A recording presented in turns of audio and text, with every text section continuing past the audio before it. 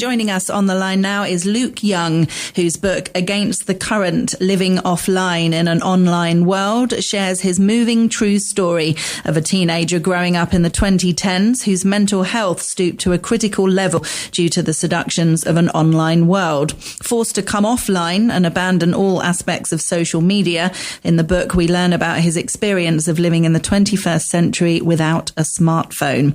Welcome to the show, Luke. Oh, it's quite noisy where you are. Oh, okay. Sorry about that. Can you hear me okay, mate? Just about. Are you able to go somewhere less noisy? How's that? Is that better? That's so much better. Thank you. Brilliant. Okay. I'm very glad. Sorry about that. I think it's a sign of the times. I don't have a Wi-Fi router at home, so I'm having to go to a public place to do this interview. It's kind of part of the story, really, isn't it? Oh, exactly. Well, I was going to ask you, how are we chatting today? How is this happening? Well, yeah, this is probably the third time I've ever used Zoom in my entire life to conduct a conversation with someone. So, yeah, no, but it's great to be on the show. Thank you for having me. Oh, it's a pleasure. Yeah, Thank you for joining us. I want to take you back to your childhood, if that's okay. Growing up as a teenager, can you just tell us the experiences that you had with regards to social media and things? Yes, of course. So I was a teenager during the 2010s, which is significant in the story because that is when social media and smartphone technology sort of coupled up to become a very sort of mainstream experience for a lot of us. And this was during a time where you're going through the school environment, your parents and your teachers haven't really learned how to sort of guide kids safely through it. So I was basically sort of being introduced to this technology via my sort of peer group setting, which had its benefits and had its costs.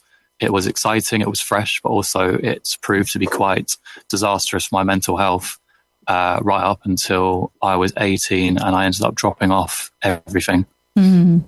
So can you explain, if you don't mind, why you struggled with it so much? I mean, I think I can kind of guess, but can you tell us what kind of happened and why it affected you in a bad way? I had developed a identity that was completely determined by my activity online and how I was connecting with people online. And subsequently that became very vulnerable because a lot of content I was seeing online and a lot of sort of interactions that were taking place in a very sort of keeping up appearances and having a certain sort of image and profile being kept up, it ended up making me very anxious and very sort of low about how I was, my self-esteem. So eventually, and it being quite an addictive thing as well, it grew very troublesome in different dimensions in a way that I wasn't mature enough to cope with. And I felt very alone in that struggle. Yeah. So within the space of 5 years, it developed into a real problem, and it got to the point where I wasn't really sure where to go next. And I ended up taking an emergency stop and just dropping the other way. Mm. Oh, so, I mean, I guess a lot of it is down to people who've got an online presence. So much of it is about, posting photos, sharing what you're doing. And a lot of it is positive. People generally, what they're posting on Facebook is, look at me, I'm having a great time. I'm out for dinner with my friends. Everything's going great. It seems to me that only in recent years are people kind of allowing themselves to show their vulnerable side. And I guess you're saying when it started initially, it was all about showing how great your life is, which isn't realistic for so many of us. Yeah, I mean, the benefits are very obvious. It's something that became apparent straight away because of how slick and perfect an engine it was. But now that we've had a good number of years and some generational experience to really reflect on how it's affected our mental well-being, it's become a lot more apparent about some of the sort of less obvious nature of it and how it's really affected people growing up and sort of finding a sense of identity. It becomes very stressful for a young person, yeah. Yeah. And so much pressure it's a different side of being liked, isn't it? You know, you've got that pressure at school, conforming to the norm and finding friends and finding a social group and everything in person. But then the online side of things is almost another group of friends that you can or can't have, which adds another kind of dimension to it and another massive load of pressure when you're at school. There's a lot of pressure. Yeah, I was speaking to some kids in the school the other day, and some of them haven't been allowed by their parents to have a smartphone. But even then, that has its implications in school and stuff amongst their peer group, because they feel left out and left behind. So it's very hard to find that balance between, being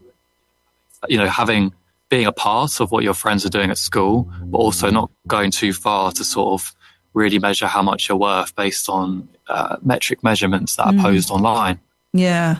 So when you decided to come off social media, or felt like you needed to come off social media, did you have any kind of friends or people that you were able to talk to who were going through a similar kind of thing, who understood? Or was everyone like, what are you doing? Why are you going off social media?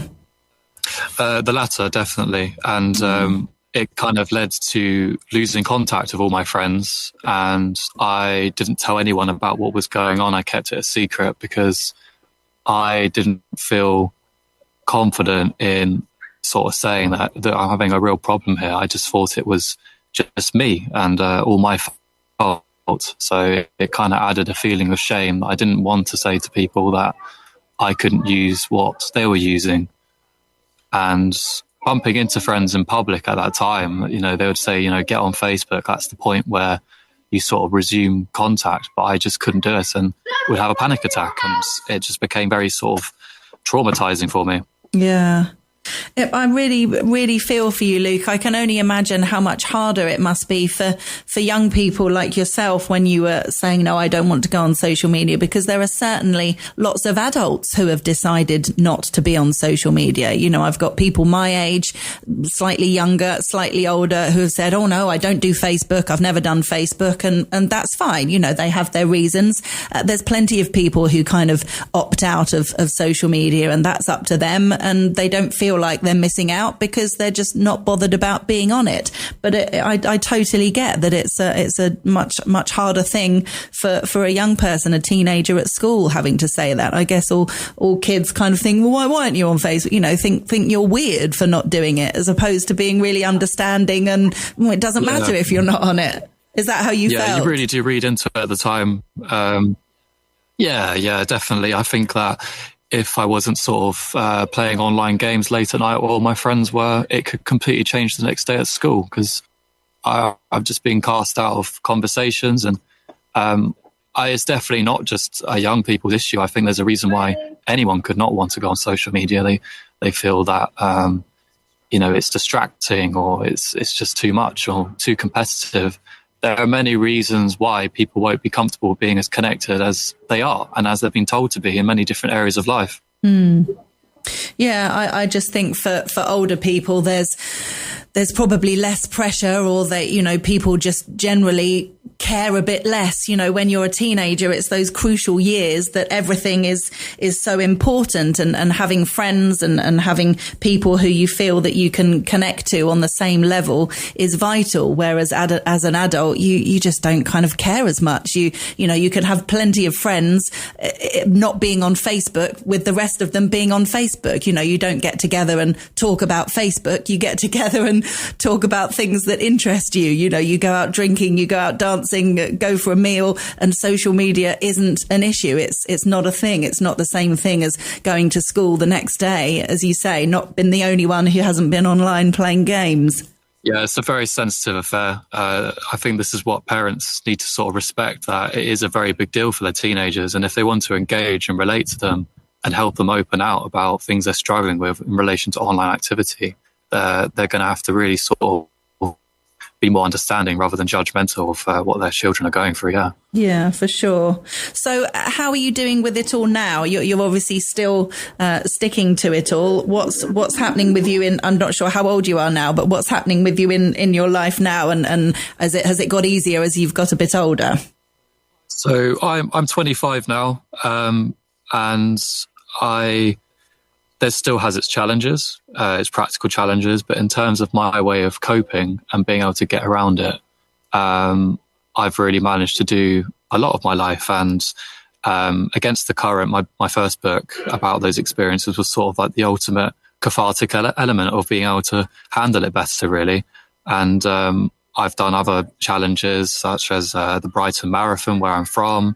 And also I've been traveling on my own without a smartphone just to really sort of test the limits of what I can do while living offline. And it's these things that when times do get difficult in the future, I try to remember this and be like, well, remember that time where you managed to achieve this. Like you can, it's all about confidence. And even though I'm, one of the few people of my age group around me who doesn't have a smartphone, I should be able to own it and really sort of, be able to live a life still. Yeah. Oh, absolutely. Not only live a life, but have more time to live the life that you want. Most of us moan so much about not having enough time to do everything. Yes, there's advantages. Yeah, there's advantages as well. And, some young people kind of wish for a bit of the same, but, they go down the path that I really need it for work or keeping in contact with this person. It's just how it works. It's kind of, it's a real dilemma for a lot of people. It's on their minds a lot. But all the spare time you have when you're not working can be dedicated to doing what you want to do, whatever that may be, which is really great. That's a positive it's definitely thing. Maybe a more outdoorsy person. Yeah, it's definitely maybe get into my sports. Yeah, and walking and running. Yeah, so, that's brilliant. Yeah, no. Good for you. Well done, Luke. It's great that you've written this book, and thank you so much for coming along and sharing your experience. I love that you're going to schools as well and talking to other young people about this. Yes, of course. Yeah. What response are you getting from the kids? They're very intrigued by the practical element, and it's kind of like, yes, I wonder, because sometimes it is a lot, and obviously it's just about recognizing what could happen before it does. So a lot of them don't really have problems with it as such, but they're very curious to find out what could go really wrong with it. Yeah. And that's why I hope to sort of guide them and help them understand. It's bizarre, isn't it? It's weird that it's such a weird thing, that you obviously have young people saying to you, oh, you're not on social media, as if like it's the weirdest thing ever. It's strange that it has It's like not having water to them. Yeah, exactly. Well, people say if they leave their phones at home by mistake, it's like losing an arm. I don't know where I am without my phone. And it sounds really pathetic, doesn't it? It's kind of addressing the dependency. Like if they do happen to lose their phone or it gets damaged, it shouldn't be the end of the world to them. They should be able to still have their day go on without it if necessary. Like, they need to learn to manage their relationship. Yeah, for sure. It's a really fascinating subject. Thank you so much for joining us, Luke Young. And if people want to get a copy of the book, good one for parents of young children, perhaps, Against the Current, Living Offline in an Online World. It's available on our website, tre.radio. Luke, thank you so much for joining us. Thank you. Yes, it was very good. Take care. Bye-bye. Take care. Bye.